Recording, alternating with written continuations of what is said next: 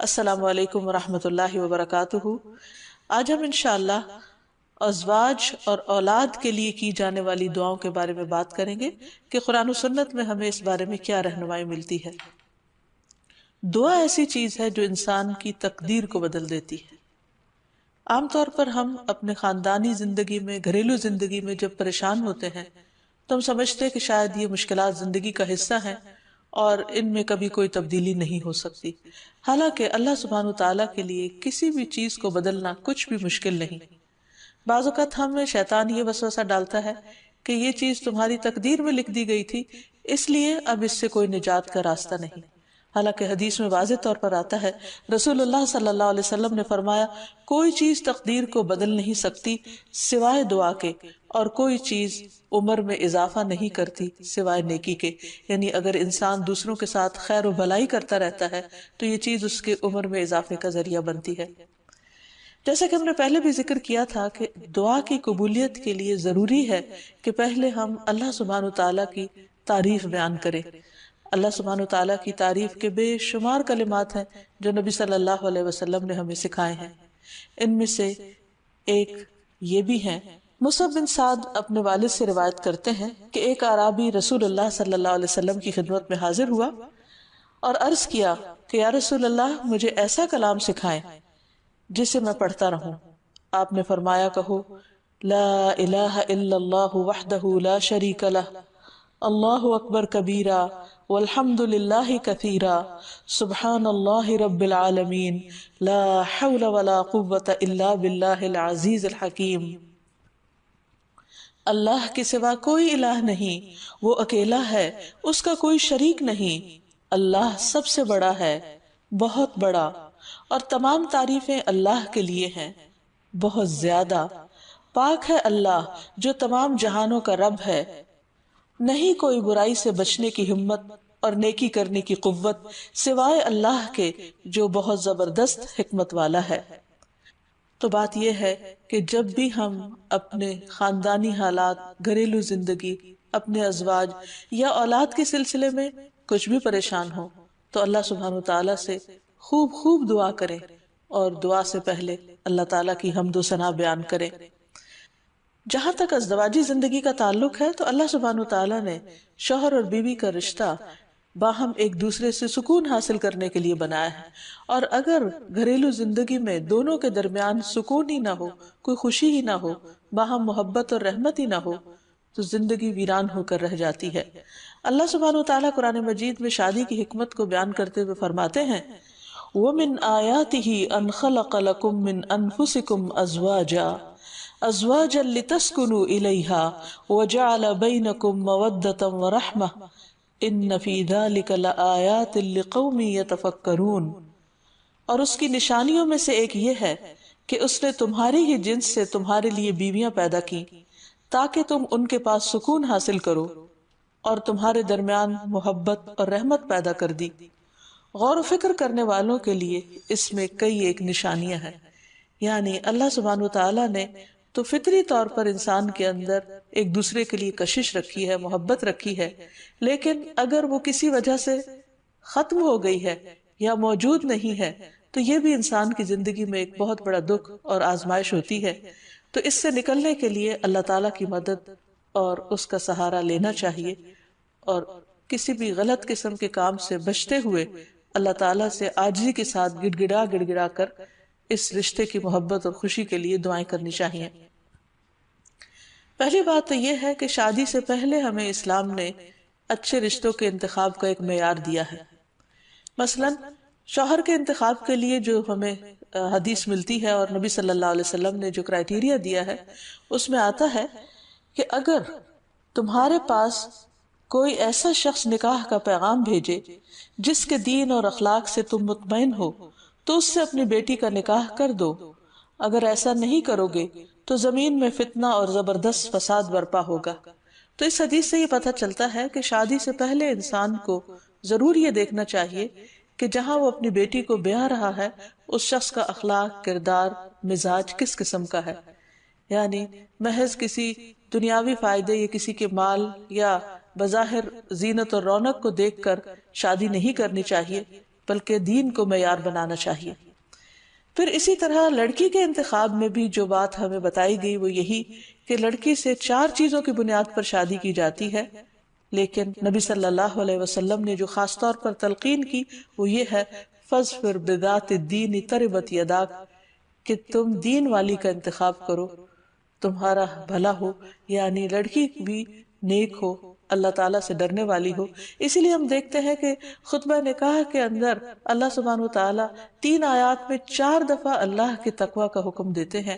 کیونکہ جب تک انسان اللہ تعالیٰ سے نہیں ڈرتا اس وقت تک انسان انسانوں کے حقوق صحیح طور پر ادا نہیں کر سکتا۔ ایک اور حدیث میں بھی نبی صلی اللہ علیہ وسلم نے نیک عورت کو دنیا کی بہترین متاع قرار دیا، فرمایا دنیا فائدہ اٹھانے کی چیز ہے اور دنیا کی بہترین متاع نیک عورت ہے۔ یعنی کسی بھی مرد کی سب سے بڑی خوش قسمتی یہ ہو سکتی ہے کہ اسے جو شریک حیات ملے وہ نیک ہو، با اخلاق ہو اور خاندان کو بنانے والی ہو، رشتہ داریوں کو جوڑ کر رکھنے والی ہو۔ لہٰذا اس سلسلے میں اگر ہم نکاح سے پہلے ہی اللہ سبحانہ وتعالیٰ کے احکامات کو مد نظر رکھیں تو بہت سے مسائل سے بچ سکتے ہیں۔ رشتے کے انتخاب کے بعد نکاح کرنے سے پہلے استخارہ کرنے کا بھی حکم دیا گیا۔ استخارہ دراصل کیا ہے کہ انسان اللہ تعالیٰ سے خیر مانگتا ہے کہ یا رب اگر اس جوڑ میں بھلائی ہے، خیر و برکت ہے تو اس کام کو ہمارے لیے آسان کر دے، اور اگر خیر و بھلائی کہیں اور ہے تو ہماری رہنمائی اس طرف کر دے۔ استخارے کی باقاعدہ دعا نبی صلی اللہ علیہ وسلم نے سکھائی ہے، اور صحابہ کہتے ہیں کہ آپ ہمیں قرآن کی سورت کی طرح یہ دعا سکھایا کرتے تھے۔ ہمیں بھی اس دعا کو یاد کر لینا چاہیے، نہ صرف یہ کہ شادی اور نکاح بلکہ دیگر مواقع پر بھی جب انسان زندگی میں کوئی اہم فیصلے کرنے جا رہا ہو تو اس دعا کو ضرور پڑھ لے۔ پھر یہ کہ نکاح ہونے کے بعد بھی انسان خواہ بظاہر حالات درست بھی کیوں نہ ہو، باہم ایک دوسرے کے ساتھ محبت اور ایک دوسرے کی خیر و بھلائی کی دعائیں مانگتا رہے۔ اس سلسلے میں جو ہمیں ایک بہترین دعا قرآن مجید میں سکھائی گئی ہے وہ ہے ربنا ہب لنا من ازواجنا وذریاتنا قرۃ اعین واجعلنا للمتقین اماما۔ اے ہمارے رب ہمیں ہماری بیویوں اور اولادوں سے آنکھوں کی ٹھنڈک عطا فرما اور ہمیں متقین کا امام بنا، یعنی ہماری جو آئندہ نسل ہو یا جو ہماری آئندہ جنریشنز ہو وہ نیک ہوں، خدا خوفی رکھنے والی ہوں، اور یہ کہ ہمیں اپنے ازواج سے اور اولاد سے آنکھوں کی ٹھنڈک دے، یعنی خوشی عطا کر کے ہم جب ان کو دیکھیں اور ان کی زندگی میں ان کو پھلتا پھولتا دیکھیں اور خوش دیکھیں تو ان کی خوشیوں سے ہمیں خوشیاں نصیب فرما۔ اسی طرح رسول اللہ صلی اللہ علیہ وسلم نے ایک اور دعا بھی سکھائی ہے کہ جس میں برے ساتھی اور ایسے شوہر یا ایسی بیوی سے پناہ مانگی گئی ہے کہ جو انسان کو وقت سے پہلے بوڑھا کر دیں۔ حدیث میں آتا ہے اللہم انی اعوذ بک من جار السوء ومن زوج تشیبنی قبل المشیب۔ اے اللہ میں تیری پناہ طلب کرتا ہوں برے پڑوسی سے اور ایسے ساتھی سے جو مجھے بڑھاپے سے پہلے بوڑھا کر دے، یعنی اس کے بد اخلاقی اور اس کے برے کردار یا اس کی طرف سے ملنے والی اذیتوں سے انسان اپنی صحت کو کھو دے یا اس کی جان کو روگ لگ جائے، تو ایسے صورت میں بھی دعا سکھائی گئی ہے اور اس کو پڑھتے رہنا چاہیے، کیونکہ شیطان کا سب سے پسندیدہ کام یہی ہے کہ وہ شوہر اور بیوی کے درمیان اختلاف پیدا کرے اور ان دونوں کو باہم ایک دوسرے سے جدا کرے یا ایک دوسرے کے لیے باعث اذیت بنا دے۔ ایک انسان کے پاس اگر دنیا بھر کی دولت بھی ہو اور اگر وہ انتہائی کامیاب انسان ہو لیکن اس کے گھر میں سکون نہ ہو، اس کے گھر میں خوشی نہ ہو، یا جو سب سے قریبی ساتھی ہے اس کے ساتھ اس کی نہ بنتی ہو، تو انسان کے لیے ایک بہت بڑی آزمائش ہے۔ تو اس لیے انسان کو ہمیشہ چوکنا رہنا چاہیے انسانی شیطانوں سے بھی اور جناتی شیطانوں سے بھی کہ وہ اس رشتے کے اندر کسی قسم کا کوئی خلل پیدا کرے۔ اسی طرح ازواج کے علاوہ اولاد کے لیے بھی ہمیں قرآن و سنت میں دعائیں سکھائی گئی ہیں اور ان کا بھی اہتمام کرنا چاہیے۔ انسان اپنی زندگی میں اپنی بہترین کمائی اپنی اولاد ہی کو سمجھتا ہے، اور انسان اپنی زندگی کا بہترین سرمایہ اپنی اولاد پر خرچ کرتا ہے، اور اپنے بعد بھی ان کے لیے ہر طرح کی راحتیں اور نعمتیں چھوڑ کر جانا چاہتا ہے۔ لیکن اگر اولاد نیک ہو تو وہ والدین کے لیے صدقہ جاریہ بھی بنتی ہے، اور والدین کے خون پسینے کی کمائی کو ان کی زندگی میں اور ان کی زندگی کے بعد بہترین جگہوں پر استعمال کرتی. لیکن اگر اولاد بگڑی ہوئی ہو تو زندگی میں بھی انسان کے لیے اذیت اور عذاب ہے، اور بعد میں بھی اس کے مال کو ضائع کرنے والی ہوتی ہے اور اس کے لیے بدنامی کا سبب بنتی ہے. اس لیے خصوصی طور پر اولاد کے لیے دعائیں کرتے رہنا چاہیے. نبی صلی اللہ علیہ وسلم نے فرمایا 3 قسم کے لوگوں کی دعائیں قبول ہوتی ہیں اور ان کی قبولیت میں کوئی شک و شبہ نہیں: مظلوم کی دعا، مسافر کی دعا، اور والد کی دعا اپنی اولاد کے لیے. یعنی جب باپ اپنے بچوں کے لیے دعا کرتا ہے تو وہ دعا بھی قبول ہوتی ہے. اسی طرح نبی صلی اللہ علیہ وسلم نے اس بات سے بھی منع کیا کہ کوئی اپنی اولاد کے خلاف دعا کرے یا اس کو بد دعا دے، کیونکہ وہ بھی قبول ہو جاتی ہے اور پھر انسان کے لیے پریشانی کا باعث بنتی ہے. اس سلسلے میں نبی صلی اللہ علیہ وسلم نے فرمایا اپنی اولاد کو بد دعا نہ دو، ایسا نہ ہو کہ وہ اللہ کی طرف سے قبولیت کی گھڑی ہو اور وہ تمہارے لیے قبول کر لے. اور اگر انسان کی ایسی دعا قبول ہو جائے تو پھر انسان کے لیے سخت پریشانی کا باعث ہو سکتی ہے یہ بات. پھر اسی طرح یہ ہے کہ اگر کسی کی اولاد نہ ہو تو اس کے لیے بھی دعا سکھائی گئی ہے، اور وہ دعا ابراہیم علیہ السلام کی دعا ہے، جس میں وہ کہتے ہیں رب ہب لی من الصالحین، اے میرے رب مجھے نیک اولاد عطا فرما، صالح لوگوں میں سے عطا فرما. فبشرناہ بغلام حلیم، تو ہم نے اسے ایک بردبار بیٹے کی بشارت دی. یعنی اللہ سبحانہ وتعالیٰ نے ان کی دعا سن لی، اور یہ دعا بہت عرصے کے بعد سنی گئی تھی لیکن بہرحال سن لی گئی. ابراہیم علیہ السلام اللہ کے دوست تھے اور مستجاب الدعوات تھے، ان کی دعائیں قبول ہوتی تھی. لیکن یہاں یہ بات بھی پتہ چلتی ہے کہ دعا کی قبولیت کا مطلب یہ نہیں کہ جس وقت انسان منہ سے کوئی بات نکالے اسی وقت پوری ہو جائے. اس کی پورے ہونے میں بعض اوقات کئی سال گزر سکتے ہیں، جیسے ہم دیکھتے ہیں یوسف علیہ السلام کے واقعے میں، ابراہیم علیہ السلام اور دیگر پیغمبروں کے سلسلے میں. اور پھر ہم اس بارے میں یہ بھی دیکھتے ہیں کہ جس طرح ابراہیم علیہ السلام کی دعائیں قبول ہوئی تو انہوں نے اپنے رب کا اس پر شکر بھی ادا کیا اور فرمایا الحمدللہ الذی وہب لی علی الکبر اسماعیل و اسحاق ان ربی لسمیع الدعاء، کہ اللہ کا شکر ہے جس نے مجھے بڑھاپے میں اسماعیل اور اسحاق جیسی اولاد دی، بلا شبہ میرا پروردگار دعائیں سننے والا ہے. اور حقیقت یہ ہے کہ اللہ تعالیٰ پیغمبروں کی بھی سنتا ہے اور پیغمبروں کے علاوہ باقی لوگوں کی بھی دعائیں سنتا ہے. اس لیے اولاد کی طرف سے کبھی بھی مایوس نہیں ہونا چاہیے، نہ ہونے کی شکل میں بھی اور ہونے کے بعد ان کی نیکی اور خیر اور بھلائی کے سلسلے میں بھی. اور اس میں ہم دیکھتے ہیں کہ زکریا علیہ السلام کی بھی اولاد نہیں تھی تو وہ بھی بڑھاپے تک مایوس نہیں ہوئے اور دعا مانگتے رہے. اور اس سلسلے میں آتا ہے کہ وہ جب دعا مانگتے تو کہتے رب ہب لی من لدنک ذریۃ طیبہ انک سمیع الدعاء، کہ اے میرے پروردگار مجھے اپنے پاس سے نیک اور پاکیزہ سیرت اولاد عطا فرما، تو ہی دعا کا سننے والا ہے. یعنی پیغمبر ہمیشہ صرف اولاد کی دعا نہیں کرتے بلکہ نیک اولاد کی دعا کرتے ہیں. اولاد کا ہونا اللہ سبحانہ وتعالیٰ کا ایک بہت بڑا انعام اور بندے پر بہت بڑا احسان ہے. اسی لیے ہم دیکھتے ہیں کہ اولاد انسان کے لیے اگر نیک ہو تو راحت، رحمت، آرام اور چین اور آنکھوں کی ٹھنڈک کا ذریعہ ہوتی ہے. نبی صلی اللہ علیہ وسلم حضرت حسن اور حسین کو اپنے پھول کہا کرتے تھے کہ یہ دونوں میری دنیا کے پھول ہیں. ایک اور حدیث سے ہمیں پتہ چلتا ہے کہ اولاد انسان کی بہترین کمائی ہے. فرمایا ان اولادکم من اطیب کسبکم، تمہاری اولاد تمہاری سب سے بہترین کمائی ہے، بس اپنی اولاد کی کمائی میں سے کھاؤ، یعنی وہ انسان کے لیے حلال ہے، جائز ہے. پھر اسی طرح بیٹیاں جو ہیں ان کی تعلیم و تربیت اور ان کی پرورش بھی ایک بہت خیر و بھلائی اور جنت کمانے کا ذریعہ ہے. لیکن اس کے ساتھ ساتھ یہ بھی یاد رکھنا چاہیے کہ اولاد ایک رسپانسبلٹی بھی ہے، ان کے بارے میں سوال بھی کیا جائے گا کہ ان کی تربیت کس طرح کی. پھر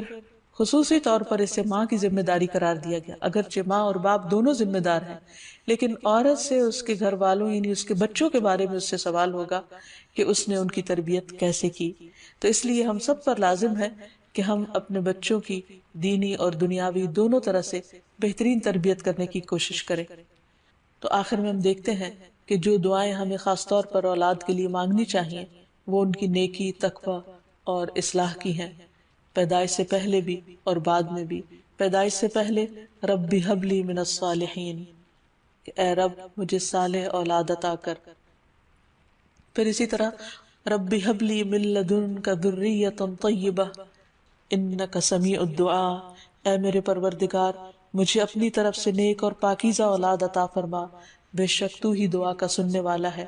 پھر اسی طرح اپنی اولاد کو شیطان مردود سے بچانے کی بھی دعا کرنی چاہیے، جیسے حضرت مریم علیہ السلام کی والدہ نے ان کی پیدائش کے وقت یہ دعا مانگی تھی، وَإِنِّي أُعِيذُهَا بِكَ وَذُرِّيَّتَهَا مِنَ الشَّيْطَانِ الرَّجِيمِ، اور بے شک میں اس کو اور اس کی اولاد کو شیطان مردود سے تیری پناہ میں دیتی ہوں۔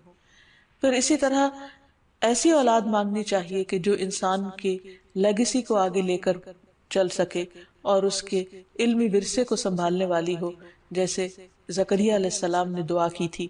پھر اسی طرح اولاد کے اللہ تعالیٰ کے راستے میں قبول ہونے کی بھی دعا کرنی چاہیے، جیسے حضرت مریم کی والدہ نے ان کے لیے دعا کی تھی کہ ربی انی نذرت لک ما فی بطنی محررا فتقبل منی، کہ اے میرے رب بے شک میں نے تیرے لیے اس کی نظر مانی ہے جو میرے پیٹ میں ہے کہ میں آزاد چھوڑ دوں گی، سو مجھ سے قبول فرما، بے شک تو سب کچھ سننے سب کچھ جاننے والا ہے۔ پھر اسی طرح اولاد کی دینی دنیاوی ضروریات پوری کرنے کی بھی دعا مانگنی چاہیے، جیسے ابراہیم علیہ السلام نے دعا کی تھی، اے ہمارے پروردگار میں نے اپنی اولاد کے ایک حصے کو تیرے قابل احترام گھر کے پاس ایسے میدان میں لا بسایا جہاں کوئی کھیتی نہیں، تاکہ وہ نماز قائم کریں۔ پروردگار بعض لوگوں کے دلوں کو ان کی طرف مائل کر دے، انہیں کھانے کو پھل مہیا فرما، توقع ہے کہ یہ شکر گزار رہیں گے۔ اسی طرح ابراہیم علیہ السلام نے اپنی اولاد کے کھانے میں برکت کی دعا کی، اللہم بارک لہم فی اللحم والماء، اے اللہ ان کے گوشت اور پانی میں برکت نازل فرما۔ پھر اسی طرح اولاد کی فرما برداری کی بھی دعا کرنی چاہیے، ربنا وجعلنا مسلمین لک ومن ذریتنا امۃ مسلمۃ لک وارنا مناسکنا وتب علینا انک انت التواب الرحیم، اے ہمارے پروردگار ہم دونوں کو اپنا فرما بردار بنا لے اور ہماری اولاد میں سے ایک جماعت پیدا کر جو تیری فرما بردار ہو، اور ہمیں اپنی عبادت کے طریقے بتلا اور ہماری توبہ قبول فرما، بے شک تو بڑا توبہ قبول کرنے والا اور نہایت رحم فرمانے والا ہے۔ پھر اسی طرح اولاد کی اصلاح کی دعا کرنی چاہیے، رب اوزعنی ان اشکر نعمتک التی انعمت علی وعلی والدی وان اعمل صالحا ترضاہ واصلح لی فی ذریتی انی تبت الیک وانی من المسلمین، اے میرے پروردگار مجھے توفیق دے کہ میں تیرے اس احسان کا شکر ادا کروں جو تو نے مجھ پر اور میرے والدین پر کیا، اور یہ بھی کہ میں ایسے اچھے عمل کروں جو تجھے پسند ہو، اور میری خاطر میری اولاد کی اصلاح کر، میں تیرے حضور توبہ کرتا ہوں اور بلا شبہ میں فرما بردار ہوں۔ اسی طرح اولاد کے نماز قائم کرنے کی دعا کرنی چاہیے، رب اجعلنی مقیم الصلاۃ ومن ذریتی ربنا وتقبل دعا، اے میرے رب مجھے بھی اور میری اولاد کو بھی نماز قائم رکھنے والا بنا، پروردگار میری یہ دعا قبول فرما۔ اسی طرح اولاد کے شرک سے بچنے کی دعا کرنی چاہیے، وَجْنُبْنِي وَبَنِيَّ أَن نَعْبُدَ الْأَصْنَامَ،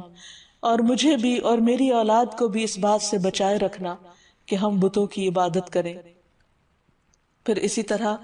اولاد کی خرابیوں سے پریشانی سے بچنے کی دعا بھی کرنی چاہیے، جیسے نبی صلی اللہ علیہ وسلم نے دعا سکھائی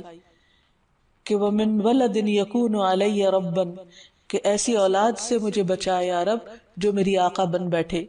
پھر اسی طرح دوسروں کی اولاد اور دوسروں کے بچوں کے لیے بھی دعا کرنی چاہیے، کیونکہ انسان جب اپنے لیے خیر چاہتا ہے تو وہ خیر دوسرے کے لیے بھی پسند کرنی چاہیے، اور جب دوسرے کے لیے دعا کرے گا تو وہ خیر اس کی طرف لوٹے گی جو کسی کے لیے بھلا چاہے گا۔ اور اس کے لیے ہم دیکھتے ہیں کہ نبی صلی اللہ علیہ وسلم نے حضرت انس کے لیے خصوصی طور پر دعا کی تھی ان کی والدہ کی فرمائش پر، اللہم اکثر مالہ وولدہ، اے اللہ اس کے مال اور اولاد میں کثرت کر۔ اور ہم دیکھتے ہیں کہ حضرت انس رضی اللہ تعالیٰ عنہ کے حق میں نبی صلی اللہ علیہ وسلم کی یہ دعا قبول ہو گئی۔ تو اللہ تعالیٰ سے دعا ہے کہ وہ ہمیں اپنے ازواج اور اولاد میں آنکھوں کی ٹھنڈک نصیب کرے، اور یہ دعائیں ہمیں سکھا دے تاکہ ہم اپنی اولاد کی دنیا اور آخرت کی بھلائیاں مانگتے رہیں اور اللہ کی رحمت سے کبھی بھی مایوس نہ ہوں۔ وآخر دعوانا ان الحمد للہ رب العالمین۔